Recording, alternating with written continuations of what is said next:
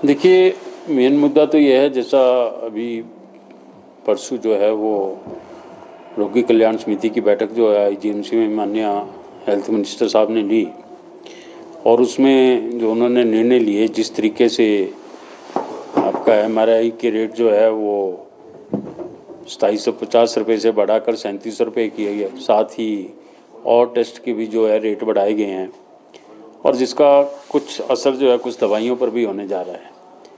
ये बहुत दुर्भाग्यपूर्ण है कि एक तरफ जो उन्होंने 10 गारंटियाँ देकर सरकार बनाई थी, कहाँ तो उनको उस विषय में काम कर प्रदेशवासियों को जो है वो राहत देनी चाहिए थी, मगर उसके विपरीत वो लोग जो हैं वो ऐसे ऐसे इम्पोर्टेंट टेस्ट के रेट बढ़ाकर, और रेट भी जो है बहुत बड़े अंतर के साथ बढ़ाकर जो है वो जनता को जो है परेशान कर रहे हैं।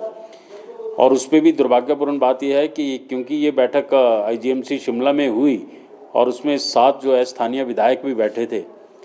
स्थानीय विधायक को जहां लोगों को इस बात को उठाना चाहिए था कि कार्डियोलॉजी डिपार्टमेंट जो आईजीएमसी से उठाकर चमियाना शिफ्ट किया गया, जिसके बारे में हमने पहले भी बहुत बार आवाज़ उठाई है, उनको कहना चाहिए कि कार्डियोलॉजी जो है एक इम्पॉर्टेंट डिपार्टमेंट है जो आईजीएमसी में रहना चाहिए था।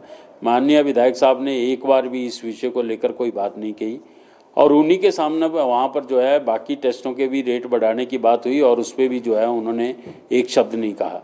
ये बहुत ही दुर्भाग्यपूर्ण है।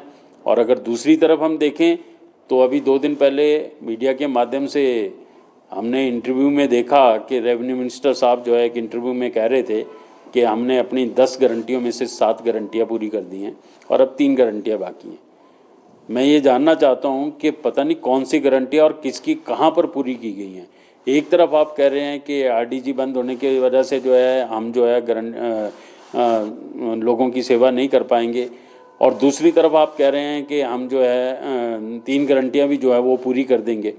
ये बहुत दुर्भाग्यपूर्ण है। झूठ की राजनीति जो 3 साल पहले शुरू हुई थी, जिसके ऊपर सरकार बनी, वो राजनीति वो आज भी कर रहे हैं।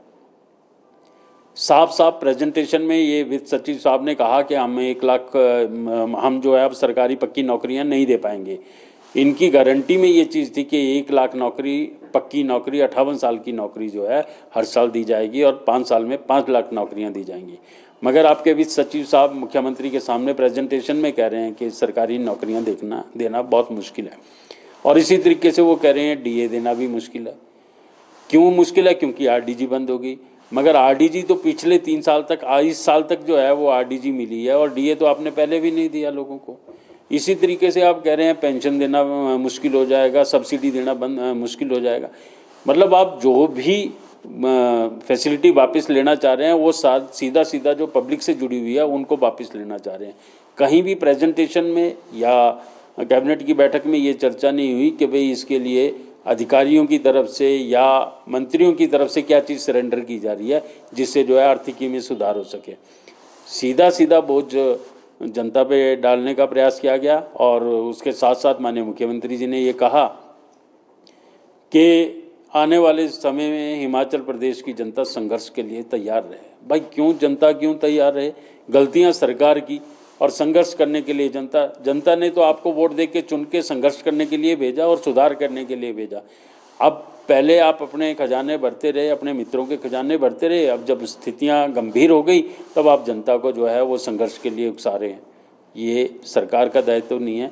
सरकार को अच्छे तरीके से जो है वो सरकार चलाना नहीं आ रहा है, ना वो किसी चीज़ को मैनेज कर पाए हैं, और उसका ठीकरा जो है वो जनता के ऊपर फेंकना कि पेंशनर्स को पेंशन नहीं देंगे। आप राजनीति पे राजनीति करी जा रहे हैं। पेंशनर्स को तोड़ने के लिए आपने 70 साल के ऊपर के जो रिटायर्ड हैं उनको जो है आपने पेंशन दी, और क्या उससे जो नीचे के हैं उनको खाना नहीं खाना है? क्या उनको अपने बच्चे नहीं पालने हैं?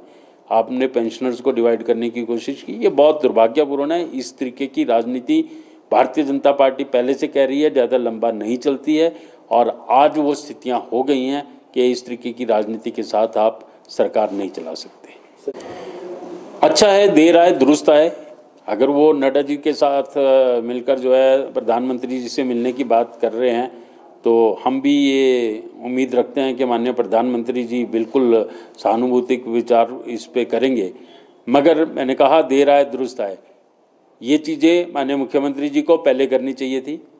जब फाइनेंस कमीशन की बैठक होती थी तो माननीय मुख्यमंत्री जी उस बैठक में जाते नहीं थे, अपनी बात को रखते नहीं थे, अपनी डिमांड्स को रखते नहीं थे। तो उस सब चीज़ों के और मिसमैनेजमेंट ऑफ फाइनेंस जो प्रदेश में रहा है, इन सब चीज़ों का यह नतीजा है कि आज जो है प्रदेश आर्थिकी मैं कह सकता हूँ कि भाई इमरजेंसी के दौर से गुजर रहा है। हम लोगों को बहुत से चैनल्स के माध्यम से या बड़े वरिष्ठ नेताओं के माध्यम से या फाइनेंस कमीशन के माध्यम से भी ये जानकारी मिली कि आरडीजी अल्टीमेटली बंद होगा। इस बात की जानकारी जो है प्रदेश सरकार को पहले दी गई थी, मगर प्रदेश सरकार ने इस और ध्यान नहीं दिया और कोई भी मैनेजमेंट जो है उन्होंने इस तरीके का नहीं किया। आज उसके सारे खमियाजे हैं ये कि आज हमको भुगतना पड़ रहा है और भुगतना जनता को पड़ रहा है, हिमाचल प्रदेश की जनता को भुगतना पड़ रहा है। ये सरासर जो है सरकार का फेलियर है। बजट सत्र सर रखा गया है सरकार द्वारा 16 से।